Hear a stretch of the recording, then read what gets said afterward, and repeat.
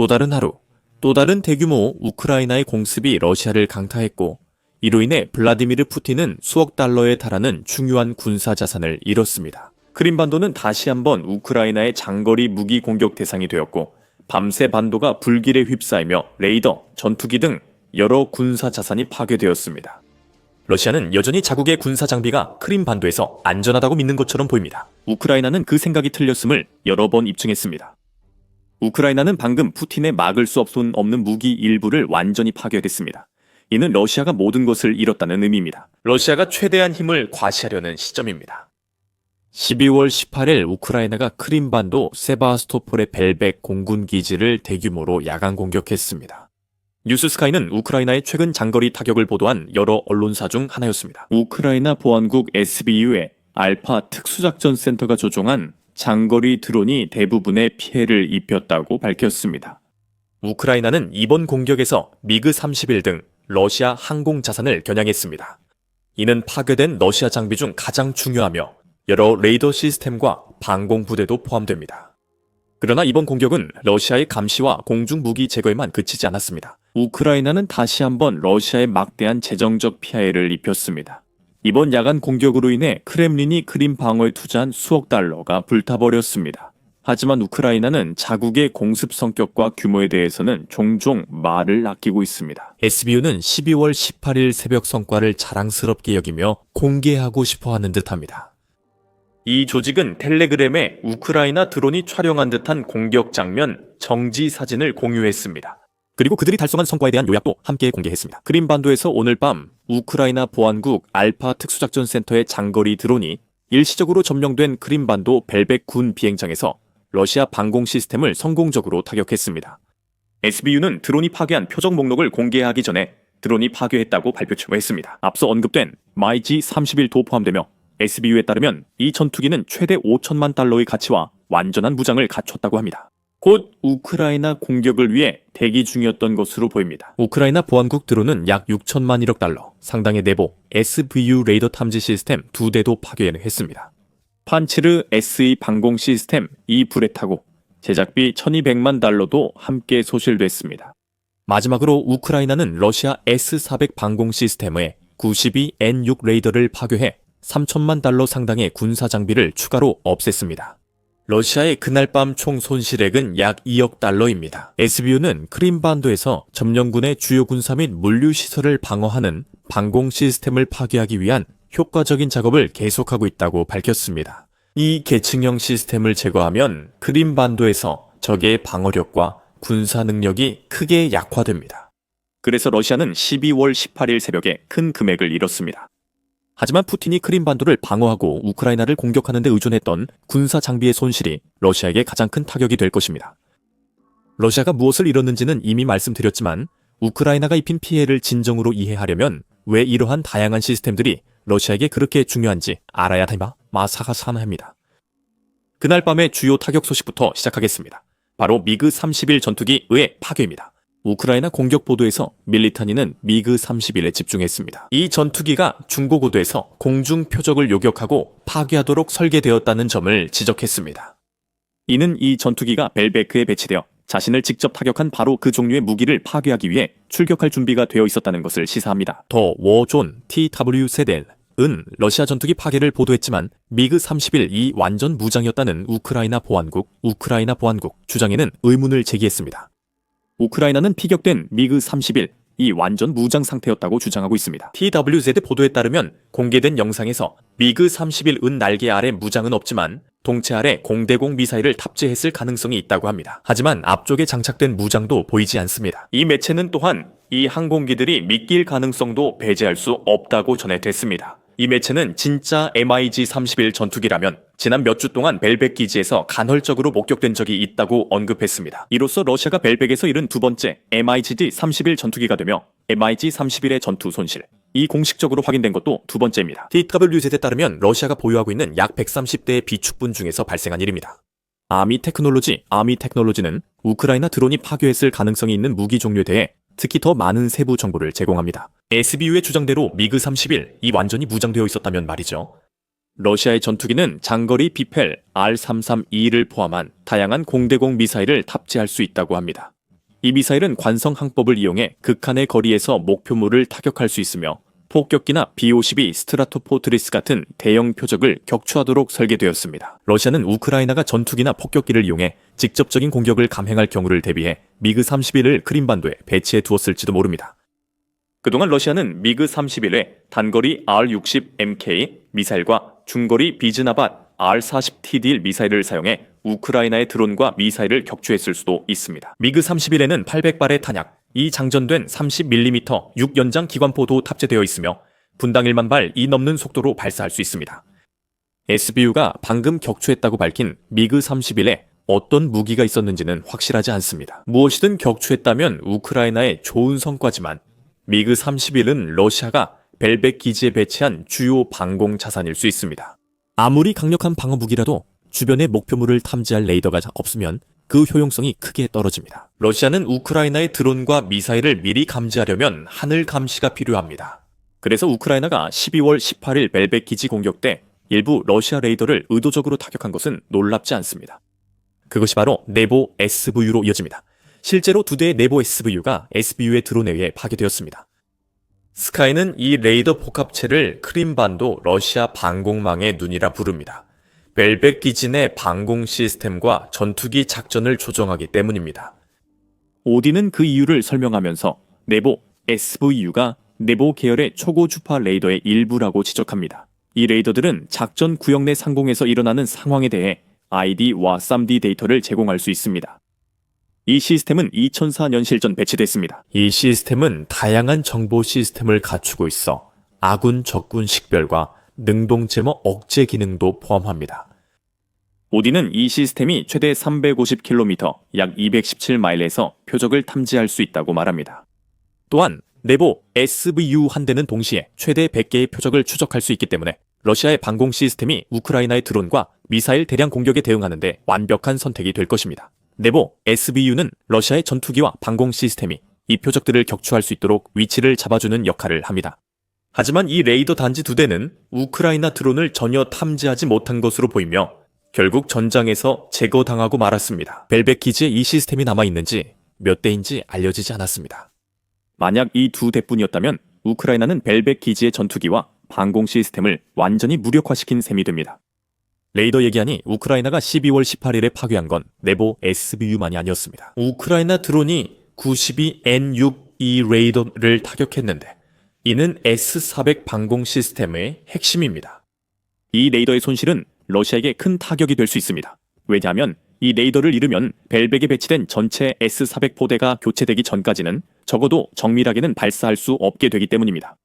즉, 러시아가 또 다른 막대한 비용을 감수해야 한다는 뜻입니다. 뉴스스카이에 따르면 이 S-400 포대의 효용을 잃는 데 드는 비용이 최대 5억 달러에 이를 수 있다고 합니다.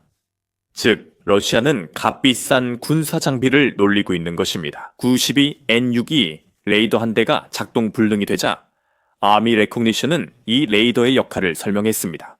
나토 코드명 그레이브스톤으로 불리는 이 레이더는 첨단 이동식 시스템을 갖추었다고 합니다. 네보 SVU처럼 92N6E 레이더는 한 번에 최대 100개의 표적을 추적할 수 있으며 어디에 배치되든 360도 전방위 감시가 가능합니다. 이 레이더는 적어도 항공기와 탄도 미사일뿐 아니라 드론까지 모두 추적할 수 있어 드론도 감시를 피할 수 없습니다. 이 레이더는 지상 약 20m, 656피트, 높이로 비행하는 표적도 추적해야 합니다. 그리고 이 모든 것이 정확하다면 표적이 레이더에서 300km, 즉 186마일 이내로 들어오면 탐지되어야 하므로 우크라이나의 드론은 전혀 기회가 없었어야 합니다. 하지만 이럼에도 불구하고 레이더 시스템은 우크라이나 드론 접근 시 S-400 네트워크에 충분히 경고하지 못했습니다. 드론이 레이더를 무력화하기 전에요. 마지막으로 SBU가 파괴했다고 주장한 판치르 SE는 단거리 방공 시스템입니다. 판치르 SE는 새로운 지대공 미사일 덕분에 30km, 약 18.6마일 이내의 표적을 타격할 수 있습니다. 이 미사일은 판치르 SL에 장착된 것보다 업그레이드된 버전입니다. 이 시스템은 자체 레이더를 탑재해 탐지 범위가 약 100km로 판치르 미사일 사거리보다 62마일 깁니다.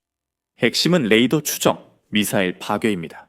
두 시스템의 사거리 차이가 충분히 크기 때문에 판치르가 무기를 하늘로 발사할 시간을 벌 수 있습니다. 만약 그 1257 262 미사일이 실패한다면 판치르 SIN은 분당 약 5,000발의 발사 속도를 가진 2개의 A-38M, 30M 대공포도 함께 장착되어 있습니다. 이 대공포는 한 번에 최대 250발 연속 발사 가능합니다. 이 대공포는 미사일이 목표를 못 맞출 때 신속히 발사하는 백업입니다. 정리하자면 우크라이나가 12월 18일에 파괴한 4가지 장비 모두가 벨벳 기지 방공망의 주축을 이룹니다. SBU에 따르면 무장 전투기가 격추됐습니다. 러시아 전투기와 방공 시스템의 하늘의 눈인 레이더 여러 대가 파괴됐고 그중 한 시스템은 잔해가 됐습니다. 하지만 우크라이나 보안국 공격의 핵심은 그뿐만이 아닙니다. 우크라이나가 벨벳을 공격한 것만으로도 큰 의미가 있다고 TWZ가 설명합니다. 특히 이 공군 기지의 중요성은 이곳의 항공기와 방공 시스템이 우크라이나 깊숙한 곳까지 방어 범위를 확장시켜주고 인근 세바스토폴에 위치한 러시아 해군 기지를 효과적으로 보호해주며 흙에 먼 바다까지도 그 방어 범위를 넓혀준다는 사실에 있습니다. 뉴스스카이는 벨벳이 크림반도 러시아 주요 군용 비행장이라며 단순 방어 역할만 하는 곳이 아니라고 전했습니다. 이곳에는 수호이 30 미그 31 전투기와 헬리콥터가 주둔 중이며 러시아는 이 항공기로 우크라이나 공습과 흑해 상공 공격을 조율하고 있습니다. 이것은 SBU의 공격에 또 다른 의미를 더합니다. 우크라이나가 벨벳에서 레이더 등 방공 자산을 제거해 자국 드론의 활동 기회가 늘어납니다. 앞으로 벨벳 자체가 더 취약해지기 때문에 곧 다른 전투기와 방공 시스템이 파괴되는 소식을 전하게 될지도 모릅니다. 흑해에서 레이더 감시를 잃는다는 것은 러시아가 흑해 함대의 함정을 노리는 탐지되지 않은 위협에 더 많이 노출된다는 의미입니다.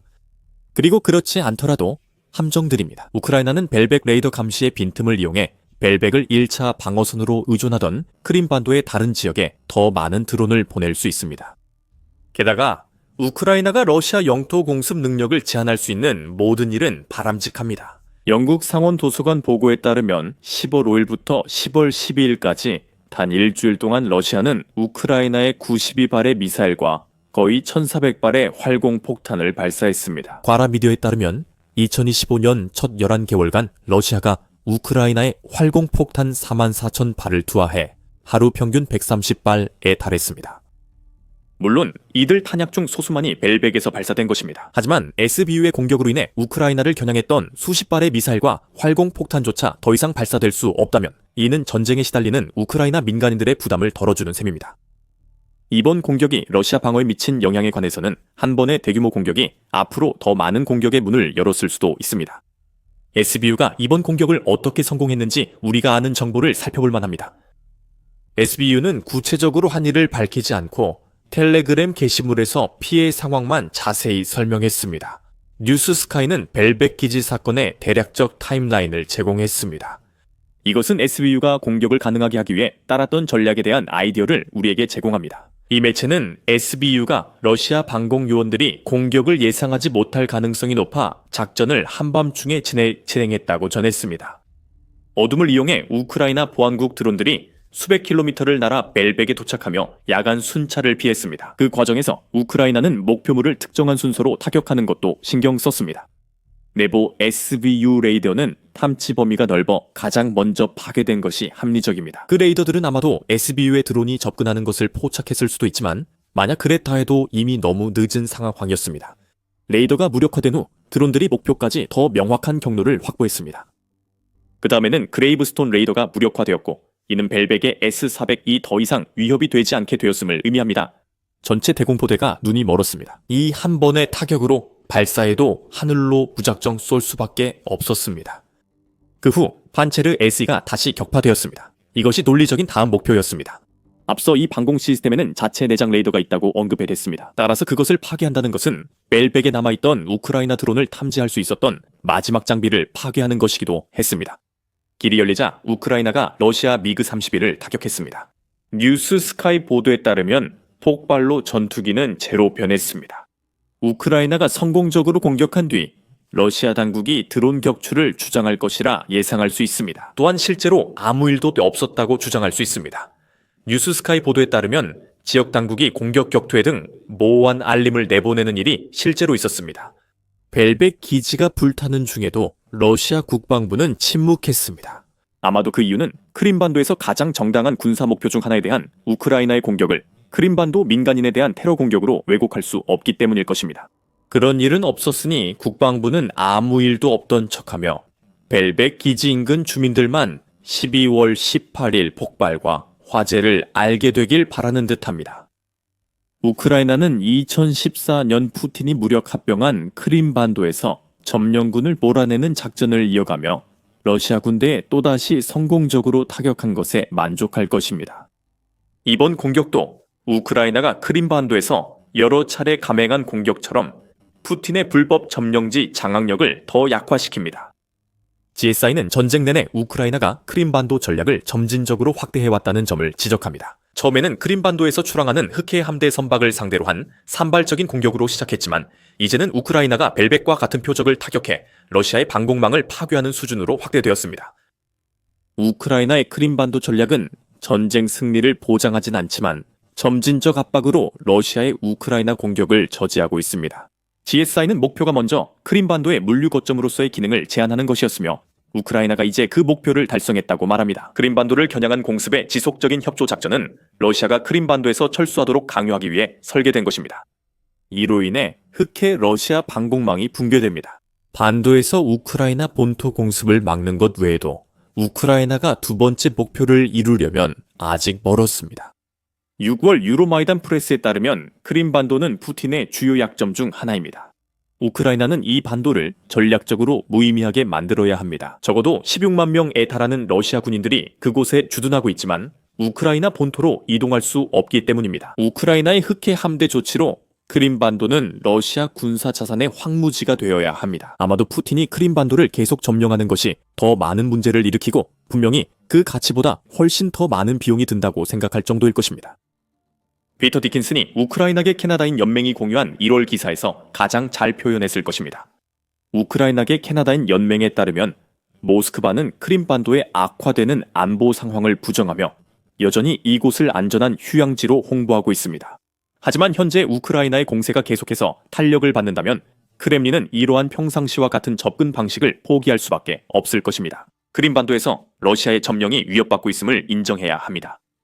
이 인정은 블라디미르 푸틴에게 큰 굴욕이 될 것입니다. 이것은 또한 현재 크림반도에 거주하는 러시아 민간인들에게 그들의 집이 블라디미르 푸틴이 주장하는 것만큼 안전하지 않다는 것을 보여주기에 충분할 수도 있습니다. 이것은 블라디미르 푸틴이 크림반도에 대한 장악력을 유지하려고 애쓰는 가운데 그에게 더 큰 압박을 가하게 됩니다. 우크라이나는 푸틴이 영토를 포기하게 하려 크림반도를 계속 강하게 공격할 의지가 있습니다. 이번 SBU의 최근 공격전에도 우크라이나 전개 유령 부대는 몇 주간 크림반도에서 항공기, 레이더 기지 등 여러 목표를 파괴하며 지옥을 퍼부었습니다. 공격에 대해 더 알고 싶다면 영상에서 확인하고 크림반도 작전 최신 영상은 군사쇼 구독으로 받아보세요. 시청해주셔서 감사합니다.